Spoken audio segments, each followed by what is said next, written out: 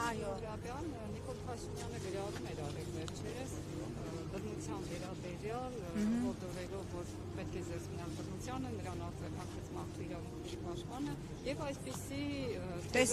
հաշվում հոգեբանական բռնություն եւ բարոյական բռնություն, արդյոք դա նոր բռնաճնշումների սկիզբն է։ Եկեք հիշենք այսօր ինչ օր է, դեկտեմբերի 10-ը, մարդու իրավունքների պաշտպանության օրը եւ այսօրը մենք արձանագրում ենք միջազգային հանրության տոտալ պոֆիգիզմը, կներեք այս նշանի համար, դիմավորում ենք մարդու իրավունքների պաշտպանության օրը միջազգային հանրության տոտալ պոֆիգիզմով Հայաստանում տեղի ունեցողի բռնաճնշումների վերաբերյալ։ Այսօր մի քանի տասնյակ մենք քաղաքական կալանավորներ ունենք, մենք ունենք սրբազաններ կալանավորված, որոնցից երկուսի վիճակը միջազգային բոլոր կոնվենցիաներով, որի տակ ստորագրել է Հայաստանը, նրանց առողջական վիճակը, նրանց հիվանդությունները եւ մասնավորապես Միքայել Սրբազանի այնպիսին են, որոնք անհամատեղելի են կալանքը որպես խափանման միջոց կրելու հետ, բայց մենք շարունակում ենք տեսնել արդարադատության նախարարի սենց ջոկոնդայի ժպիտը, ով նույնիսկ հերքում իր ենթակայության տակ գտնվող քրեակատարողական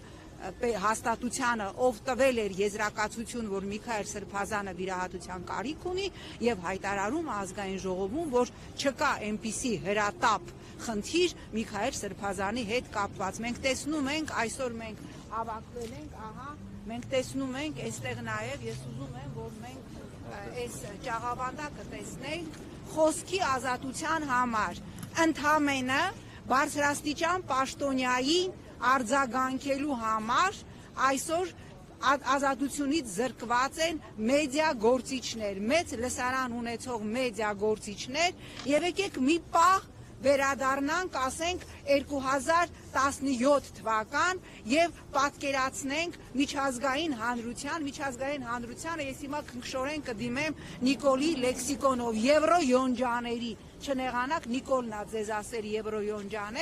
եվրոյոնջաները ինչպես կարձագանքեին, եթե հետույք բառի համար, օրինակ, այն խմբագրությունում, որտեղ ես եմ աշխատել հայկական ժամանակում, ինձ կամ Նիկոլին կամ որևէ մեկին տանեին եւ կալանավորեին, ասեմ ինչ կլիներ։ Ես հիմա կնկարագրեմ ինչ կլիներ, չարտերային ռեյսով անմիջապես Հայաստան կգային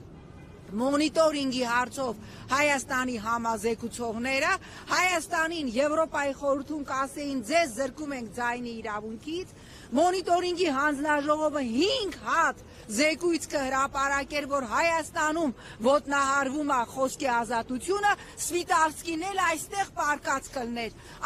պարկած կլներ եւ իր հերթական գրքի համար մյուտքը նախապատրաստեր։ Ես կրկնում եմ, այսօր Հայաստանում հաստատված բռնապետությունա մի ակտիվիստի տալիս եմ անունը Թորգոմ Տեր-Մկրտչյան, կանչել են Արարատի ոստիկանություն, ուշաթափվեք պատճառը, ասել են դու լայքել ես ինչ որ մի քաղաքացու գրառումը, այդ քաղաքացու գրառման մեջ մենք սպառնալիք ենք տեսել իշխանության հասցեին, դու կիսում ես այդ սպառնալիքի պատասխանատվությունը, դուք պատկերացնում եք, ես չգիտեմ, Իոնեսկուն գերեզմանում այս աբսուրդի թատրոնից 1000 անգամ շուր կգար։ Ես իմ աչքի առաջ եւ նաեւ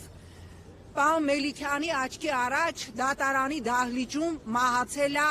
մեր ընկեր, մեր գործընկեր, ազնվագույն հայ Արմեն Գրիգորյանը։ Մենք տեսանք, որ նույնիսկ Ռուսաստանը, որի քաղաքացի էր Արմեն Գրիգորյանը, իրան դրեց յոնջա ուտողի տեղ եւ ոչինչ չարեց, չարձագանքեց նույնը եվրոպական կառույցները։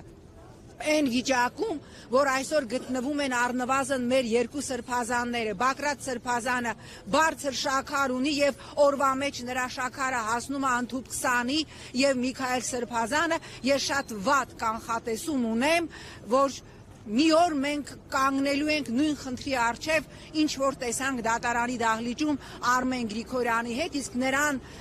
կալանք տվող, հիշում եք, դատավորը Արուսյակ չգիտեմ ինչյան, հետագայում մի հատ սպիտակ խամերի վրա փռված նկար էր գրել եւ ասել էր ես պրոբլեմ չունեմ, ես ամեն ինչ արել եմ ճիշտ, հետո նույն կնոջը մենք հանդիպեցինք հակակոռուպցիոն դատարանում, նա դատվում էր բացառապես ուրիշ գործով։ Ես կրկնում եմ, մենք այսօր ունենք մի քանի տասնյակ քաղաքական կալանավորներ, մարդկանց խոսքի համար, ֆեյսբուքյան գրառման համար տանում եւ կալանավորում են, այս կերպ Նիկոլ Փաշինյանը, այս ռեժիմը փորձում է 26 թվականի ընտրական process-ից առաջ իր վերարտադրության համար ստեղծել ջերմոցային պայմաններ։ Պիտի չլռենք, լուծումը սա է, պիտի խոսենք եւ պիտի բարձրաձայնենք։